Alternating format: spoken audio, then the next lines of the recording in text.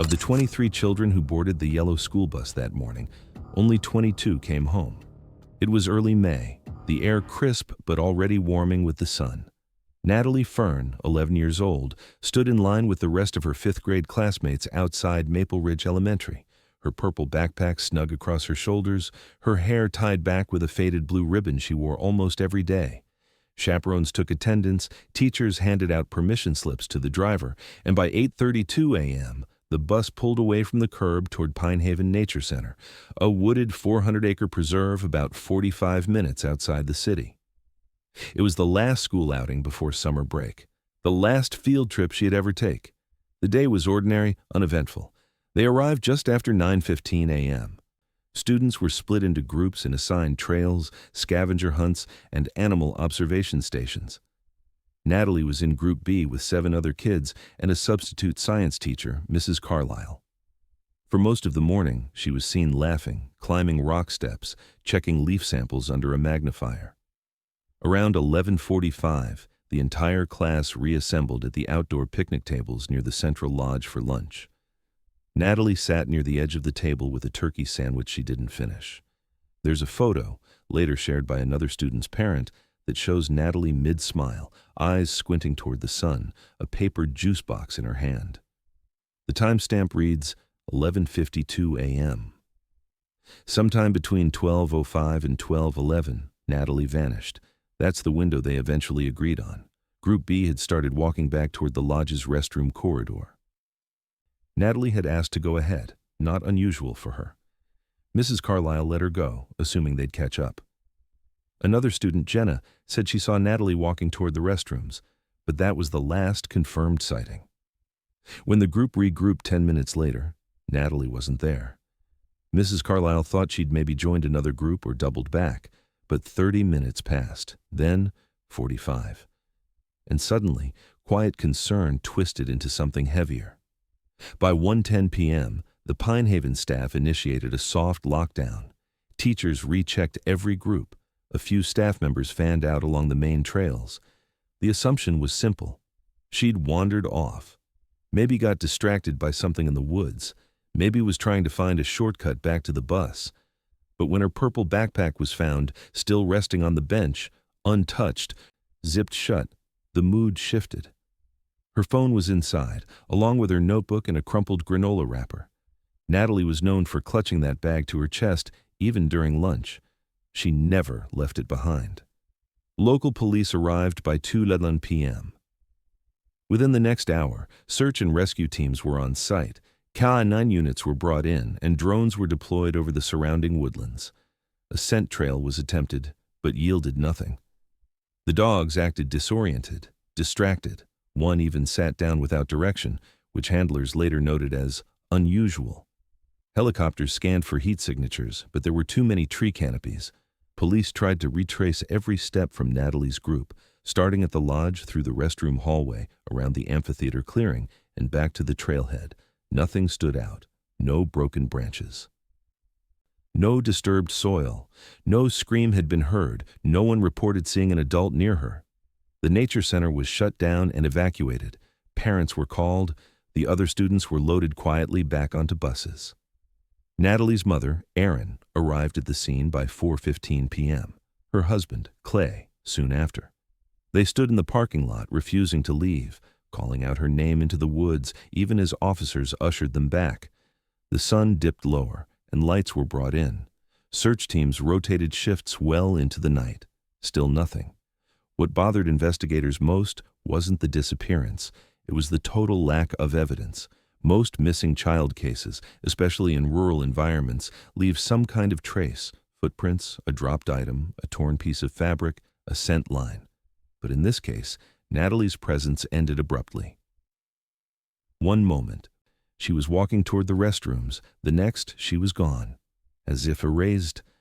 The following morning, the Nature Center was closed indefinitely. Every staff member was interviewed.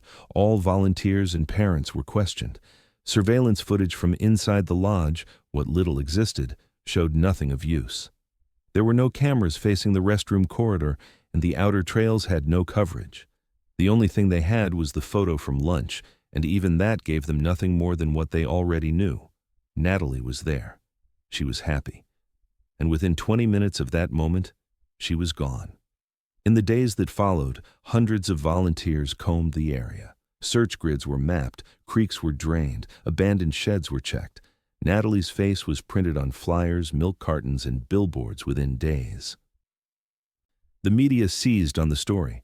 A bright, imaginative girl disappearing under the watch of school officials during a field trip. But with no sightings, no suspects, and no trail to follow, the investigation stalled. As weeks turned into months, investigators built a timeline based mostly on assumption and uncertainty. The only thing they could agree on was this: Natalie didn't run away. She didn't leave her backpack behind voluntarily. And something about the place, about that particular day, didn't feel random. What they didn't know then was that the real clue, the one that would upend the entire case, had been inside that nature center all along. Behind a door no one had opened. A door with 3 locks. By the second week of Natalie Fern's disappearance, the narrative had shifted. What was initially seen as a tragic accident, a child lost in the woods, began to harden into something darker. Detectives assigned to the case widened their focus beyond the usual lost child scenario. There were just too many things that didn't add up. No scent trail, no wildlife evidence, no sign of panic or injury. That kind of silence doesn't happen naturally. It's made. A new lead emerged from a vague but chilling observation offered by one of the chaperones. On the day Natalie vanished, a man in gray coveralls had been seen near the restroom hallway, standing alone, head down, carrying a bucket and mop. No one thought much of it at the time. Maintenance staff were common at the center, but when police began pulling employee rosters, they found no record of anyone matching that description. The Nature Center kept a tight list of on-site staff. Every employee wore a badge. Every visitor signed in. But there was no Anthony Lohr, no Ron Bridges, no Alan Harrow, the 3 names that would later float through various tips and false IDs. Whoever the man was, he wasn't listed anywhere. Pinehaven's director eventually confirmed that they'd recently brought in a temporary janitor through an independent cleaning vendor to cover a 2-week staffing gap. He hadn't submitted paperwork, only a phone number and a signature on a temporary vendor log. His name was scribbled in barely legible cursive, A. Lohr. No date of birth, no background check on file, and when detectives tried calling the number, it went straight to a disconnected line. One of the center's permanent maintenance workers recalled that something odd had happened a few days before the trip. An old service window in the back hallway near the utility closets had been flagged. It hadn't opened in years, painted shut and warped from moisture, but sometime that week, it had been found cracked open about an inch. Staff assumed it was weather warping again and hadn't investigated further. After Natalie went missing, that same window was sealed and overlooked during the initial sweep. But now, weeks later, the team returned with a forensic unit. The utility hallway was narrow, tucked behind the restrooms, and accessed through a side door rarely used by guests. The window in question sat shoulder height on the far wall, facing a downhill slope into thick brush. From the inside, it looked unremarkable. Dusty sill, rusted frame, flaking white paint. But when technicians ran a surface analysis under alternate light sources, they noticed something buried in the grime. Smudged prints, long and uneven, consistent with fingers dragging across as if someone had steadied themselves while climbing out. Embedded in a crevice near the latch was a single thread, red, synthetic, less than an inch long. Natalie's jacket had been a red nylon windbreaker. Further examination revealed trace skin oil in the lower sill, still fresh enough to preserve partial prints. They didn't belong to any staff. Investigators couldn't confirm it was Natalie's, but the fiber match was strong. If she'd gone through that window, it would explain why the dogs lost the trail near the restrooms. It also meant that someone had likely helped her, or forced her, through it. The drop outside was steep. A child wouldn't have climbed out on her own. Detectives mapped the terrain behind the window. It sloped into dense pine and cedar before opening into a wide gully that ran parallel to the trail system. During the original search, this area had been checked by drone and foot patrol, but only briefly. Now, they returned with metal detectors and gridded teams. They found nothing. No shoe prints, no scraps of clothing, No signs of a body or movement. The trail was cold. Again. The focus shifted entirely onto the janitor, the man seen briefly, who signed a single sheet and who no one could now contact. Composite sketches were made based on staff descriptions: late 30s, narrow build, sunken eyes, short facial hair. A few visitors remembered seeing him near the bus lot, but nothing stood out at the time. He hadn't spoken to anyone directly. He hadn't done anything to raise concern. Just another worker with a mop bucket, blending in with the background of a busy field trip. When police tried to reach the third-party cleaning vendor, they hit a wall. The company had since shut down, disconnected phones, defunct email domain, and no current business registration. Its listed office was an abandoned storefront in a strip mall, and its tax ID led nowhere. The man known only as A. Lore had vanished. Flyers were circulated. A tip line was reopened. Surveillance footage from nearby gas stations and highway stops was reviewed frame by frame. One blurry image, a man entering a convenience store 2 days after the disappearance, sparked interest. He wore a hoodie, and the timestamp aligned. But facial recognition yielded no match. The lead dried up. Natalie's parents were told about the window, about the fingerprint smudges, about the possibility that their daughter had been taken, not lost. Erin Fern didn't cry. She just asked one question. Why would no one have heard her? Investigators didn't have an answer. There were too many maybes, too many open paths. But one truth was beginning to settle like dust. If Natalie had gone through that window, someone had planned it. Someone had known that wing, known the habits of the center, and chosen a moment when no one would be looking. And the only person who might have known what happened in that hallway was now gone. Just like her. In the weeks after Natalie's disappearance, the rhythms of her school moved on, slowly and awkwardly, like a machine missing one essential gear. Her desk in room 12 sat untouched at first. An empty seat among the others, her name still printed on a laminated strip at the edge. The teachers didn't have the heart to remove it. Some students avoided looking at the chair altogether. Others left folded notes or small trinkets in the desk cubby, quiet tributes to someone they still hoped might walk back through the door any day.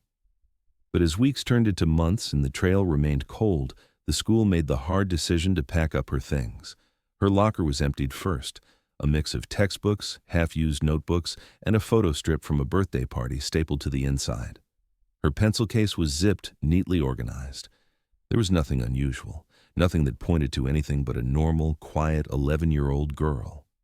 Then, while cleaning out a storage cabinet behind the classroom reading nook, her homeroom teacher found something wedged behind a row of unused binders. It was a small, spiral-bound sketchbook, the kind sold in craft stores, with thick brown paper and a faded sticker on the front. It had Natalie's name written inside the front cover in light pencil. There was no date, no labels, just pages of tightly packed pencil drawings, and none of them were innocent. The first few sketches showed trees, vaguely like those at Pine Haven. But they weren't the soft, whimsical trees most kids draw. These were jagged, crowded, almost claustrophobic. Branches twisted into each other like hands. On one page, she'd drawn a trail map, and not just any trail map. It was a precise layout of the Nature Center's lower grounds, the amphitheater clearing, the restroom wing, the old maintenance hallway, all labeled, all accurate. Investigators later confirmed that the version she drew included architectural elements not available to students. No child should have known that hallway even existed, let alone where it connected inside. Another page was more abstract. It showed the outline of a tall man standing at the end of a corridor. No features, just a blank face, as if erased or never drawn at all. His limbs were too long, his arms drawn low toward the knees. Around his feet were uneven shadows that bled across the floor like pools of water. She'd pressed the pencil hard into the page, so hard that the lines tore slightly through the paper. Beneath the figure, in her careful block lettering, she had written, "He waits." Some of the drawings were repetitive, like she had tried to draw the same image over and over again with subtle changes. A dark square door, always with 3 circular shapes across it, padlocks it seemed. The lines became more frantic with each version. On the second-to-last page, there was a close-up sketch of the same door, but this time with a bolt running across it. Scratched above the doorframe were tally marks, 5, then another 5, then 2 alone. The final image in the book was smaller, almost hidden beneath a folded edge of paper. A closet, 3 visible locks, and written beneath it in a small, shaky line, "Don't open unless you're last." The discovery was immediately turned over to police. Forensic teams dusted the pages, but the prints were old, smudged, incomplete. Still, the notebook added a strange new layer to the investigation. Detectives couldn't determine when Natalie had drawn it, whether it was before the trip or in the weeks leading up to it, but what unsettled them most was the specificity. How could she have known details about a closet no staff member even remembered existed? Her parents, Aaron and Clay, were brought in to view the sketchbook. Aaron stared at the final page for several minutes without speaking. Then she said, very quietly, "She kept talking about a man with keys."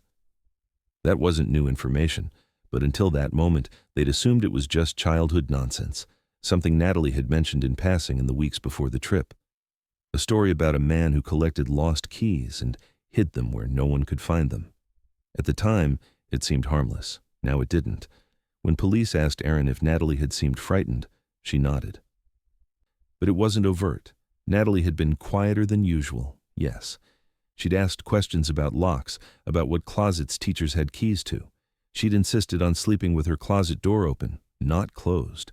When Aaron had asked why, Natalie just shrugged and said, "Because if it's closed, he knows I'm in there." The sketchbook was added to the evidence box, logged and archived.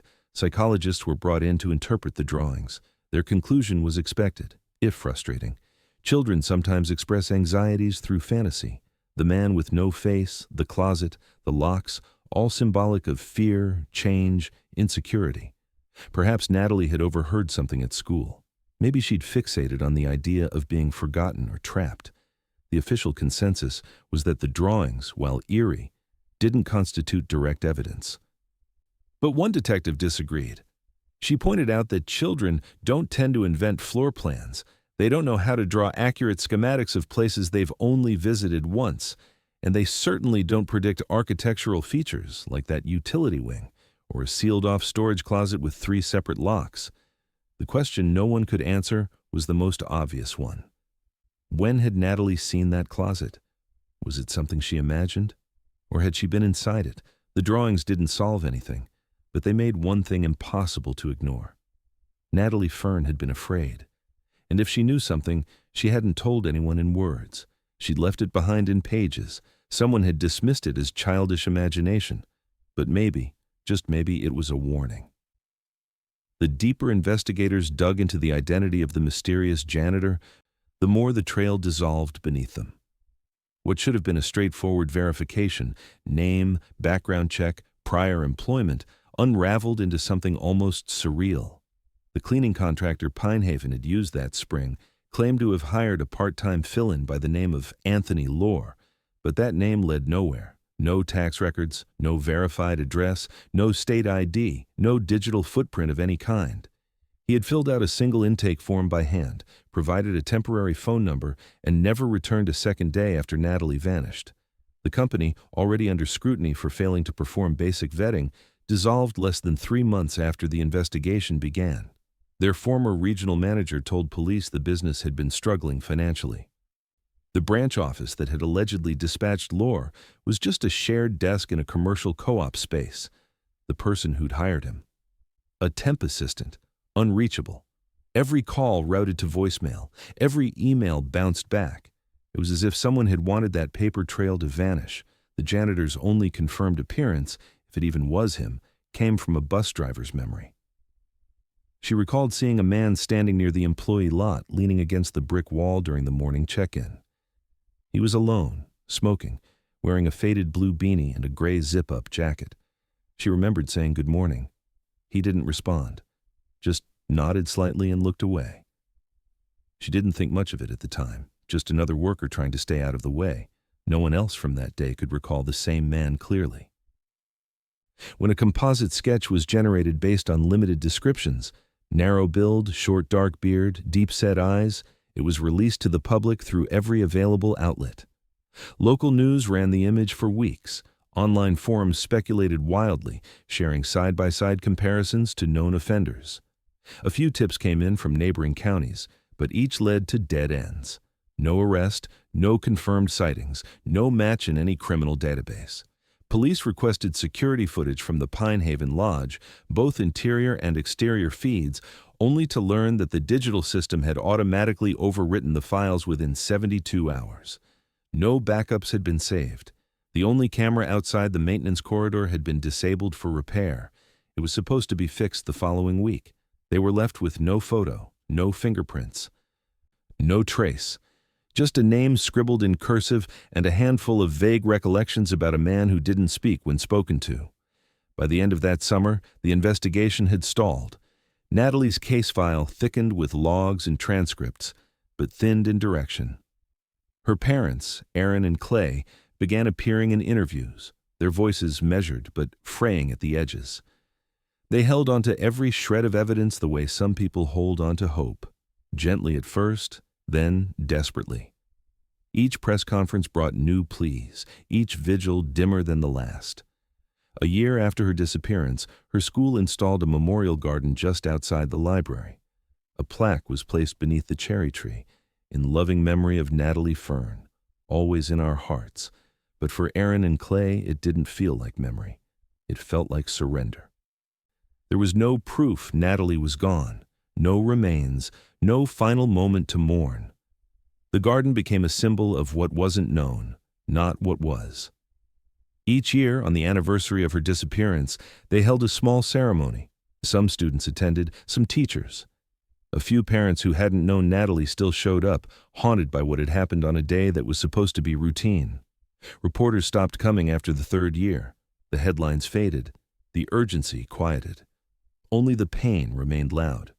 Privately, the Ferns hired a retired investigator.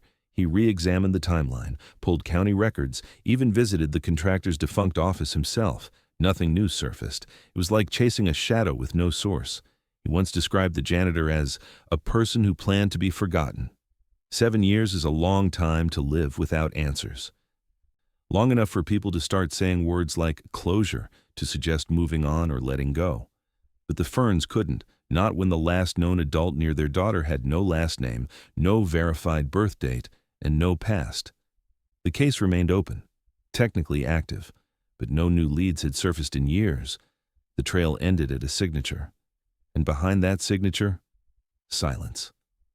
7 years is long enough for most places to change, especially places meant for children. Pine Haven Nature Center had been closed to the public since the year Natalie Fern vanished, the grounds frozen in time under the weight of an open investigation. Trails grew wild, signage faded, and the main lodge remained shuttered, slowly deteriorating in the weather. But eventually, funding came through, and with it, plans for renovation, new ownership, a new name, a new future. They said it was time to move forward, but the past hadn't finished speaking. The reconstruction crew arrived mid-September, tasked with overhauling the main facility from the ground up. Old flooring was pulled, insulation replaced, every wall stripped to the frame. During the second week, 2 contractors were assigned to inventory the East Maintenance Wing, the same hallway adjacent to the restroom corridor where Natalie had last been seen. The doors in that wing hadn't been opened in years. Most assumed the entire section had been sealed for safety. But one door stood out. It was a narrow metal door recessed into the far end of the hall, flush with the cinderblock wall, partially hidden behind stacked utility shelves. On the blueprints, it wasn't even labeled as a storage unit, just dead space. When the workers moved the shelving aside, they found it chained shut with not 1, but 3 separate padlocks. Each lock was rusted through, different brands, different ages. One was so old the brand name had worn off completely. None of the current staff knew who had installed them. No keys were found in the current facility logs. For years, people had just worked around it, assuming the door was welded or permanently sealed. Curiosity turned to protocol, and the site manager ordered the locks cut. When the final padlock snapped, they pulled the chain through and opened the door. The hinges shrieked against years of rust. The smell hit first, not rot, but age. Dry air, stale like something vacuum-sealed for decades. Inside was a cramped windowless space about the size of a walk-in closet. Old uniforms hung limp on a broken rack. Buckets of dried paint, broken tools, a bin of unsorted electrical cords. Dust coated everything in layers. They stepped inside, scanning the corners, their voices echoing off the concrete. One worker nudged a splintered shelving unit, leaning awkwardly to one side. When it shifted, something soft fell from the back corner, a small bundle, tightly rolled. At first they thought it was rags, but then they saw the color. Pink, faded, but unmistakably pink. They called it in immediately. Within hours, the building was locked down and reclassified as an active crime scene. Forensic teams returned to Pinehaven for the first time in years, sealing off the maintenance wing. The bundle was taken in and carefully unrolled. It was a child's hoodie, size 10, nylon exterior, floral stitching near the cuff. No name written inside, but a small sewn patch on the left pocket matched one described in the original police report from 2018. It was Natalie's. The condition of the hoodie was what shocked them. There was no blood, no tears, no signs of weather damage or animal interference. The fabric was clean, not freshly washed, but untouched by time. It had been folded with care, deliberately, the sleeves tucked in, the zipper aligned. Whoever placed it there didn't discard it. They preserved it. Further inspection of the closet revealed nothing that directly indicated Natalie had been there. No DNA traces that could be conclusively matched, no handwritten notes, no personal items. But behind the broken shelving, on the wall, faint scrape marks were found, vertical lines roughly the length of a child's fingernail. Some appeared intentional, others random. Under blacklight, no bodily fluids were detected. The closet had no vent, no secondary exit, just the door, just the locks. Detectives from the original case were called back in. They stood in the small room, looking at the padlocks, the bundled hoodie, the silent walls. It didn't make sense. That closet had never been mentioned in the initial floor plans. None of the dogs had alerted near that wing.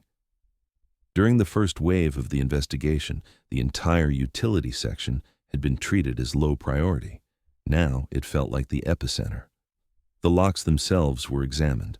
One was traced back to a discontinued line sold in the early 2000s. Another was manufactured by a now-defunct hardware brand. The third had no identifiable serial at all. None matched any locks used elsewhere in the building. Natalie's parents were notified the same day.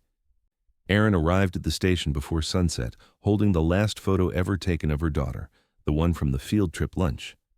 Clay sat beside her as detectives carefully placed the hoodie on a sterile table. Erin didn't touch it. She just stared. Then she said, "She always folded it like that when she took it off. Always." The press got hold of the story within 48 hours. Headlines splashed across national outlets. Missing girl's hoodie. Found after 7 years. Hidden in sealed closet. Comment sections lit up with theories. Some believed it proved Natalie had been held there. Others insisted it was planted.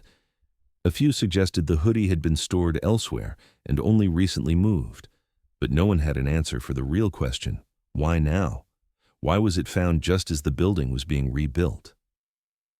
The discovery was a shockwave, but it wasn't a breakthrough. No new suspects, no fingerprints, no blood, just a folded hoodie and 3 locks on a door no one ever opened. It was something, but it wasn't enough. And worse, it hinted that Natalie might have been close, hidden in plain sight, waiting. The pink hoodie was sent to the state forensic lab within hours of discovery. It arrived sealed in triple-layered evidence bags, untouched except for the gloved hands that folded it back into place. Technicians treated it like a relic, something preserved not just by fabric, but by the absence of time. At first glance, there was nothing. No blood, no hair, no obvious signs of struggle. But under ultraviolet light, something subtle emerged, the soft ghost of contact.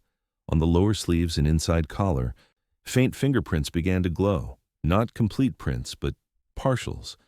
Too blurred and incomplete to match against any known database, but enough to prove the hoodie had been handled recently before it was hidden. On the outer pocket, a second smudge pattern suggested small hands. The friction marks were uneven, as if fingers had clenched tightly before the fabric was folded. It wasn't conclusive, but it was suggestive. Whoever placed the hoodie behind the shelf hadn't done it in panic. They'd done it calmly, deliberately. A second team was assigned to examine the closet itself, the door, the locks, the walls. What they found under layers of paint and dust sent a jolt through the new investigation. Along the back panel of the closet, partially hidden behind the broken shelf, were shallow scratch marks. At first, they looked like nothing, wood grain or wear patterns from shifting bins, but with oblique light and magnification, a pattern appeared. Straight vertical lines, roughly the length of a child's finger. They weren't evenly spaced, but they were intentional. Some clustered together, others stood alone. A technician counted them twice before logging the final number, 27 tallies, carved in with something small, possibly a nail, possibly just a sharp edge. There was no clear meaning, no initials, no message. But someone had been counting something. The news of the closet reopened old wounds, and with it, old boxes. Archived evidence, interview transcripts, handwritten notes filed away under cold case tabs. One folder belonged to a former groundskeeper named Eli Meeks, now long retired. Buried in his logbook from the week of Natalie's disappearance was a single entry that had never been followed up. Dated 3 days after she vanished, it read, "Heard noise from sealed east wing closet, scratching or dragging, thought it was raccoons, didn't check." The note had been flagged but never investigated. At the time, with teams combing the forest and aerial searches in full swing, the idea of a raccoon behind a closet door didn't seem urgent. Now, it felt like a missed scream. Detectives brought Eli in for questioning. He was older now, frail but sharp. He remembered the sound, said it was around 4 a.m. He'd been on the early shift, cleaning walkways. The sound came once, a dull thump, then soft scraping. He'd knocked on the door, heard nothing, didn't have a key, so he moved on. Didn't sound human, he'd said. Didn't sound like anything, really. Just off. That was all he recalled. The investigative team shifted its full focus back to the East Wing. The janitor theory, dormant for years, returned with force. Every detail gained new weight. The missing employment records, the false contact number, the window near the utility hallway, the drawings Natalie had left behind in her sketchbook. Her last page, the one with the closet and 3 locks, now felt like a map, a confession, or a warning. Psychological profilers joined the team, building a behavioral model of the unknown subject. Someone methodical, detached, possibly with a history of juvenile offenses buried under sealed records. They theorized the janitor had scoped the area prior to the field trip, that he had access to the closet, knew it wasn't monitored, and prepared it in advance. 3 locks, 1 door, no ventilation, no exit, a soundproof tomb. But even with all the new pieces, the case lacked the one thing that could move it forward: Natalie. There was still no body, no forensic evidence that she had been held in that closet, no DNA, no hair, no skin cells, nothing but fibers, smudges, and scratches in the dark. Skeptics in the department cautioned against assuming too much. The scratches could have been from stored equipment, the fingerprints too degraded, the hoodie, placed there after the fact, maybe as a cruel hoax. But the emotional weight of the evidence was harder to dismiss. This didn't feel like coincidence. It felt like something unfinished. Natalie's parents were briefed again. Clay asked the question no one wanted to answer. If she was in there, how long? There was no timeline. No surveillance footage. No way to determine whether the scratches had been made days after the field trip or weeks. If she'd been placed there alive or already gone. Still, the closet shifted the narrative. It transformed a fading case into an open wound again. Journalists returned. Tip lines lit up. Paranormal podcasts speculated. True crime boards spun theories about ritual behavior, hidden tunnels, even accomplices. But through the noise, the truth remained maddeningly simple. A girl had disappeared. A closet had been locked, and for 7 years, no one had opened the door. And now, even with it open, there were more questions than answers. Had Natalie been trapped inside? Was she still alive when the groundskeeper passed by? Or had someone only wanted it to seem that way? No one could say for sure. But the closet knew. In the days following the closet's discovery, forensic analysts continued examining every inch of its interior, hoping something overlooked might finally push the case from speculation to certainty. Under ultraviolet sweep and infrared enhancement, technicians began focusing on the rear wall, the one that had revealed scratch marks, the one that sat behind the shelf where Natalie's folded hoodie had been found. Beneath the tallies, barely visible even under magnification, they found faint traces of pencil lead. Not scratches, not gouges, lines made with purpose. Writing, a delicate process followed. Using non-invasive contrast imaging, they pulled out the words one stroke at a time. The letters appeared faded, uneven, likely scrawled with a dull or worn pencil. But eventually, two names emerged, Lacey and a few inches lower, Iris. There were no last names, no dates, just those two words side by side, floating above the tallies like ghosts. The names weren't recognized by any staff or former employees. They weren't in visitor logs, donor records, or camp rosters from any year on record. But the names didn't feel random. They felt left, like someone had placed them there, not for themselves, but for someone who might come later. When the handwriting was compared to Natalie's sketchbook, the blocky, uneven lettering from her final pages, the match was undeniable. It wasn't just similar. It was hers. The questions multiplied instantly. Had Natalie known these names? Had she written them after being placed in the closet, or before? Investigators leaned toward a chilling possibility that Natalie hadn't just vanished. She'd uncovered something she wasn't meant to, something that spanned more than just her story. The new task force combed through state and federal missing child databases with a new filter. First names, age range, and last known location tied to school outings. What they found was more than coincidence. In 2003, a 9-year-old girl named Lacey Burris vanished during a camping field trip to Oak Ridge Falls, a county park 60 miles north of Pine Haven.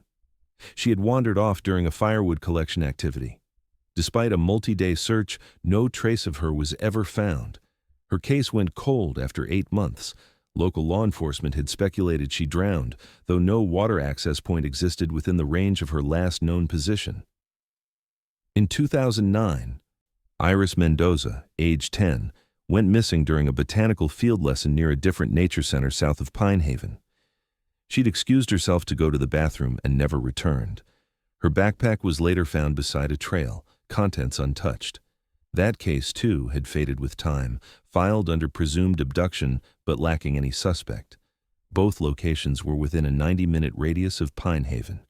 Both girls were the only children to vanish on their respective trips. Both were unaccompanied in the moments before disappearing. And in both cases, the only adult in proximity, a temporary staffer hired just for the event, had never been properly identified. A new profile began to form. Not a one-time opportunist, not a singular act of cruelty, but a pattern, a timeline, a predator with a preference, young girls on school trips, isolated moments, low visibility. Someone who blended into institutions, wore uniforms, used maintenance wings and supply closets that no one else questioned. Someone who left nothing behind. Except maybe Natalie. And whatever she had time to write, the walls of the closet, once seen as silent, now felt like a journal. Every tally, every smudge, every word scribbled in pencil had weight. And for the first time in 7 years, the investigation wasn't just about Natalie Fern. It was about Lacey, about Iris, about who else might be missing but never connected. The FBI was formally brought in. Historical personnel records across state parks, nature centers, and outdoor learning facilities were requested. They began constructing an employment pattern, short-term hires, cleaning crews, vendors, third-party contracts with little vetting. All with rotating names, all with minimal paperwork. Natalie's parents were informed carefully. Aaron stared at the wall photo with the enhanced names and whispered something that no one else quite heard. Clay asked the question out loud. Did she meet them? There was no answer. Maybe Natalie had seen something. Drawings, notes, names written before hers. Or maybe she'd shared that space with someone for hours or days, and they had spoken to her before disappearing again, or worse, before being silenced. A new theory began to take hold. Natalie wasn't just a victim. She may have been a witness, possibly even a target silenced not just to disappear, but because she knew. Cold case files for Lacey and Iris were reopened. Their parents were contacted, families who hadn't received a phone call from law enforcement in over a decade. Both were hesitant to hope, but when they saw the names on the closet wall, both said the same thing in their own ways. She didn't forget them. The question now wasn't just what happened to Natalie Fern. It was what she had discovered, and whether the man with no name, the one who watched from the hallway, who folded her hoodie and sealed the door with 3 locks, had done this before. And if so, how many times had someone knocked on that closet door and walked away? The lead came not from high-tech forensics or a digital breakthrough, but from a man in his late 60s with a quiet voice and a habit of speaking in absolutes. Richard Eddings had been the facilities director at Pine Haven Nature Center for more than 2 decades, retiring just months before Natalie disappeared. He hadn't spoken publicly since. But after news broke of the closet discovery and the names Lacey and Iris etched into its wall, Eddings contacted the task force and requested a private meeting. He walked into the station carrying a manila folder filled with old maintenance logs, laminated key sheets, and copies of internal policies that hadn't been updated since the early 2000s. At the time, Pine Haven had a key access system that relied heavily on trust.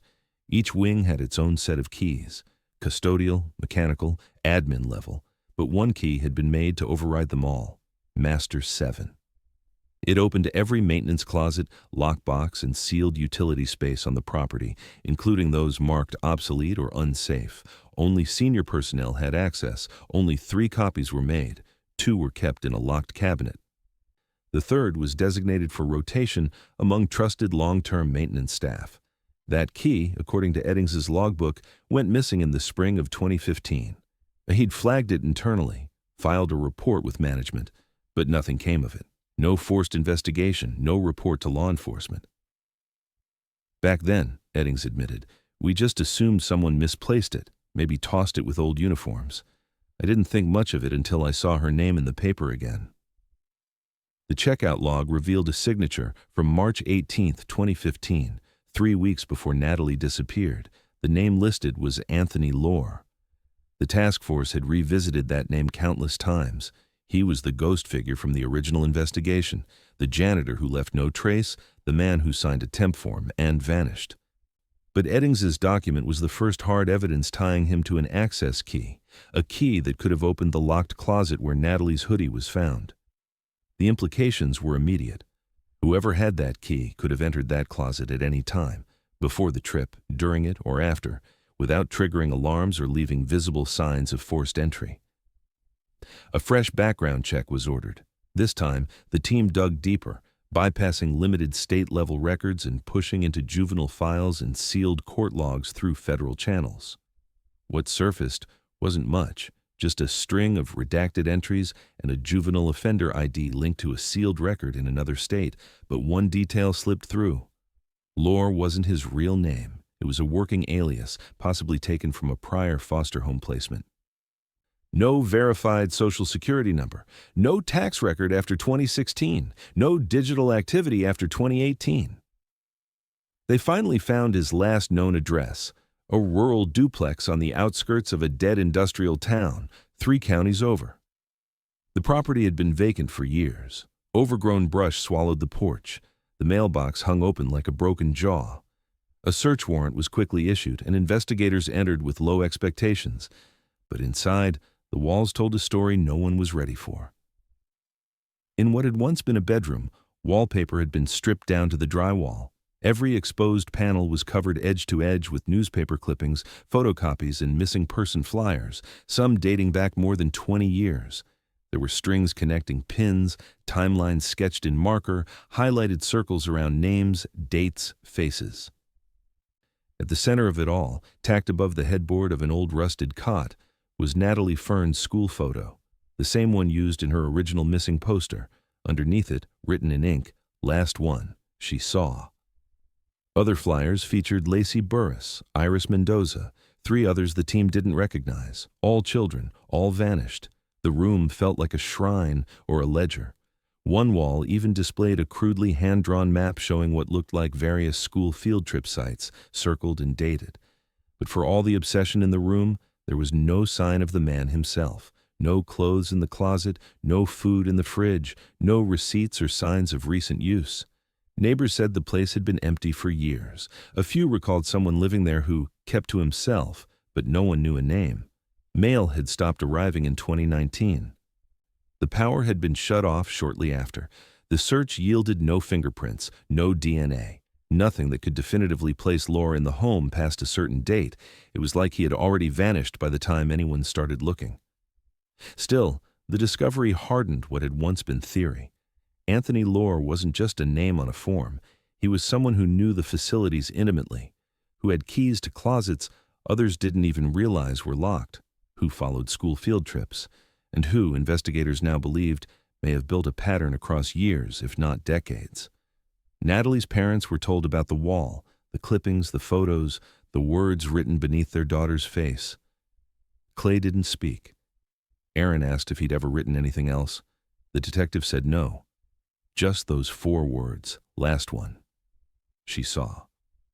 But what exactly Natalie saw, and when, remained the question, because even with the key found, the names confirmed, and a suspect with a pattern, there was still one truth the team couldn't change. There was no body, no voice, no Natalie. Just silence behind 3 locks. The return to Pinehaven wasn't quiet. For the first time in years, yellow tape stretched across the East Wing entrance again. This time, it wasn't just about evidence collection. It was about reclassification. The Nature Center, once closed for good and then reopened with cautious optimism, was now officially treated as an active crime scene. The discovery at Laura's apartment, the wall of names, the marked field trip maps, Natalie's photo, had shifted the tone of the investigation from possible abduction to something far more intentional, something planned. A specialized forensic unit was deployed to re-examine the storage closet where Natalie's hoodie had been found. They brought high-resolution 3D scanning tools, advanced particulate collection kits, and methods not available back in 2018. The room was photographed from every angle, and the walls were scanned inch by inch. But it wasn't the walls that gave them something new. It was the floor. Deep beneath the shelving unit, in a corner that had remained unexamined during the original sweep, a technician noticed faint white lines across the concrete. The markings were low to the ground, obscured by dust and rust trails from the collapsed metal frame. At first they seemed random, scuff marks, maybe residue from old paint. But under UV light, a pattern emerged. It was handwriting, childlike, uneven, written in faint chalk strokes. Most of it had been partially rubbed away by time and movement, but one sentence was still readable. He said I'd be last. The room fell silent. Photos were taken. The markings were preserved and cataloged. It wasn't just that the message existed, it was where it was placed. Down low, as if written by someone sitting or crouched. Hidden, as if it wasn't meant to be seen immediately. A whisper left behind in dust. The chalk residue was scraped gently into collection tubes. Forensics later revealed something unexpected. Degraded epithelial cells embedded in the softened edge of the chalk. Not enough for a full DNA profile, but enough for a mitochondrial analysis. The sample matched Natalie's maternal line. It couldn't confirm beyond a doubt that she'd written the words, but the statistical likelihood that it belonged to another individual from her lineage was nearly 0. Authorities now believed, not speculated, but believed, that Natalie had been alive in that closet for at least some period of time, long enough to write, long enough to scratch tallies into wood, long enough to leave behind a sentence that would echo years later through concrete and silence. The message raised new questions, none of them easy. Had Natalie been held there for hours, days, longer? Had she heard something, footsteps, locks, voices, that led her to believe she was part of a sequence? And if she truly was last, what happened to Lacey and Iris? Had she met them in some way, known of them, or simply learned their names through markings left behind by others before her? Investigators brought in trauma psychologists to assess what a child might mean by those words. One interpretation held steady. He said I'd be last wasn't a threat, but a promise, that she wouldn't be hurt if she kept quiet. that whatever he'd done before, she might be spared, or that her turn would come. It depended on how long she'd been there and what she'd seen. The scratch tallies were reassessed with this in mind. 27 marks with gaps between sets, some clustered, some separated.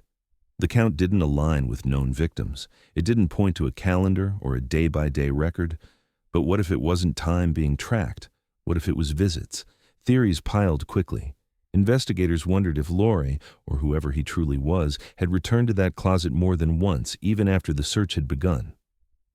If he'd used back access, avoided patrols, entered through the utility wing no one watched, could Natalie have been inside that space while hundreds of people searched for her outside? Could she have been 10 feet from freedom? The horror of it rippled through the task force, but still, no body, no proof she ever left, just a message in chalk and a wave of questions that led nowhere solid. The public was told carefully. Media outlets reported the findings with caution, but behind the scenes, urgency escalated. If Natalie had been alive and writing, someone had let that happen. Someone had given her time, proximity, and the means to believe she was part of something larger, and then left no trace of her afterward. The chalk writing was the last known act that could be attributed to Natalie with any confidence. Her hoodie, folded. Her sketchbook, earlier. But the chalk was something different. It wasn't a drawing. It wasn't a dream. It was a message, a statement, possibly her last. Her parents were shown photos. Aaron stared at the words for nearly a minute before whispering, "She knew." Clay just asked if they were sure it was hers. The detective said yes, as sure as they could be. But it wasn't enough. Natalie Fern was still missing. Laura was still missing. The pattern was clearer than ever, but it was still incomplete. The closet had given up a name, then another, then 27 marks, then a sentence. But one question echoed louder than the rest, haunting everyone who walked out of that narrow door. If Natalie was the last of what? Despite the media firestorm, despite renewed forensic effort and a now fully staffed interstate task force, Anthony Lohr was never found. Not a single verified sighting, no financial activity, no trace across passport registries, traffic cams, burner phones, or online footprints.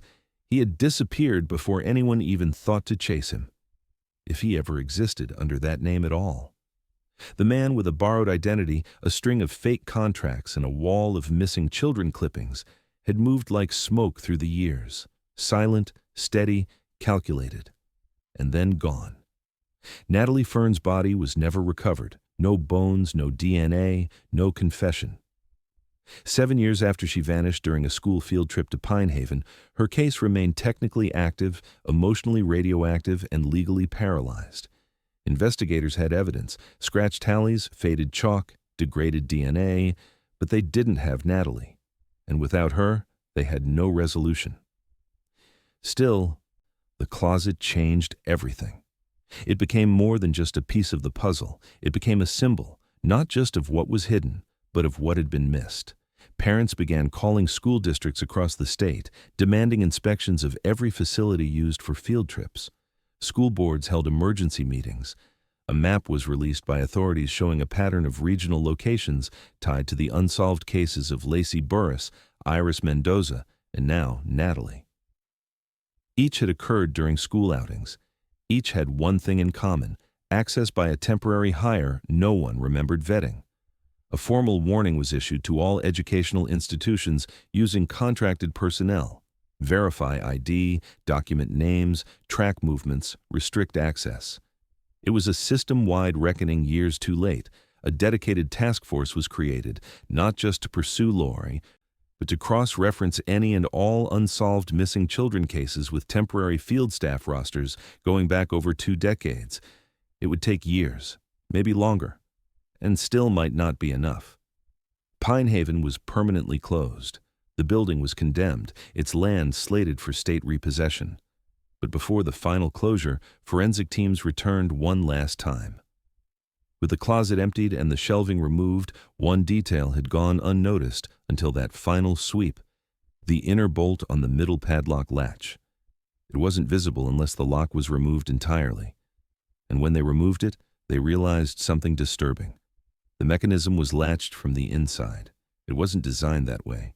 The padlock on the outside was rusted, weathered, sealed shut when the closet was found. But this bolt, the one that slid across the middle of the door, had been engaged from within. That shouldn't have been possible, unless someone had locked it while still inside. It raised a sickening question. Had Natalie sealed herself in? Or had someone been inside that closet after placing her hoodie, after folding it, after scrawling the names and message, and then locked the door behind them, knowing no one would check for years? Investigators debated the implications for weeks. Theories ranged from panic to manipulation. Some believed the inner latch was staged, that someone had set the scene intentionally, creating just enough mystery to generate confusion, not clarity. Others thought Natalie may have done it herself, if she were inside, scared, hiding, maybe hoping to be found before it was too late. But Aaron and Clay Fern no longer believed in accidents.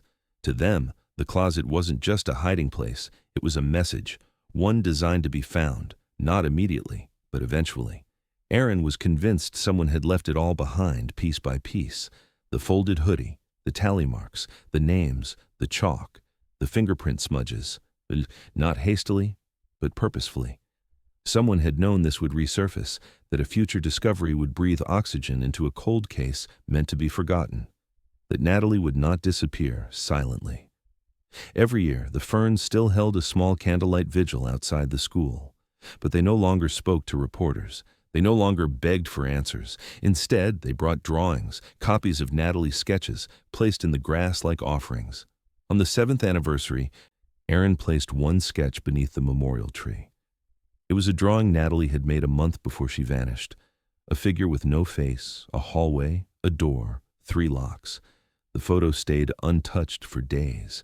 In online forums and hushed conversations, some people clung to stranger theories, that Natalie had escaped, that she'd left the message to warn others, that the name Lore was itself a misdirection, that the real perpetrator had never been caught because he was never chased the right way, that Pinehaven wasn't the first closet or the last.